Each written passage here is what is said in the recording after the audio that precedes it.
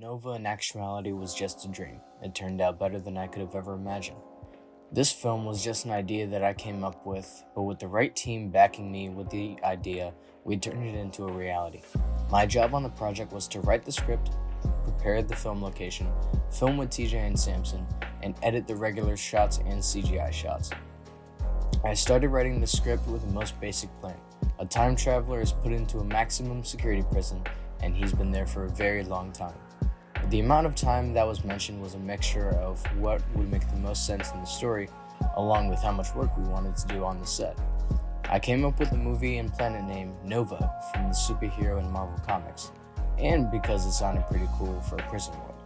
We chose Samson to be the actor because we knew our strengths and weaknesses. I love doing the directing and behind the scenes part, but I don't really like acting. TJ is better at camera work, but not editing, so I took on that role as well. At first glance, the way we separated the parts reminded me of a Spy Kids movie, with the director Robert Rodriguez doing multiple jobs on the project. Samson was a little rusty with editing and camera work, so it seemed best to put him as the main character. With the jobs chosen, I continued pre-production. I wrote the remainder of the script with some help from the team, finished fixing the shoot location, and then we began production. We spent a week working in the darkroom filming the shots we needed, and working with different film techniques and lighting tricks. With nearly 2 months of pre-production, 3 weeks of production, and months of post-production, my team and I learned new techniques that pushed us even further. I used Blender to create a majority of the CGI shots, other than the cave shot in the beginning. I had never done full CGI shots, so it was definitely a challenge. This was in fact the biggest challenge since I needed to learn how to use Blender. I failed multiple times when using Blender, but I did not want to give up. I couldn't. I had a vision and I intended to pursue it. I watched hours of Blender tutorials to figure out how to even do the basics. For the editing process, I used Adobe Premiere Pro, a tool that I'm well versed in. Along with this, I used Audacity for the voiceover. My production skills have grown with this project. Alongside doing full CGI shots, I learned more lighting techniques.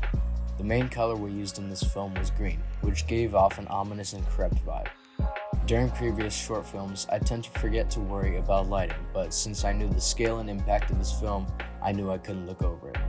This also allowed me to see how much I've changed as a director and as an editor. I've grown so much since my very first music video at Cypress Lake High School to one of my best projects of my entire time. Not only because of the self-growth, but with the help of my friends and teachers along the way. When choosing a genre for this film, I knew I didn't want to do a rom-com style film, and comedy didn't seem right to me. The best call was to make it sci-fi. We all took our expertise and merged them together to make a great film. Generally, the sci-fi genre is seen to target guys. I mixed bits of thriller and sci-fi together, and didn't really challenge conventions in this genre, because I didn't see a need to when pertaining to it. Sci-fi gave me the freedom to do something new and futuristic, while still using minimal and simple film techniques. The film would be distributed to streaming services like Netflix, HBO Max, and YouTube, or being shown at a film festival to spread the film to different audiences. This project came out amazing, and I hope you enjoy it.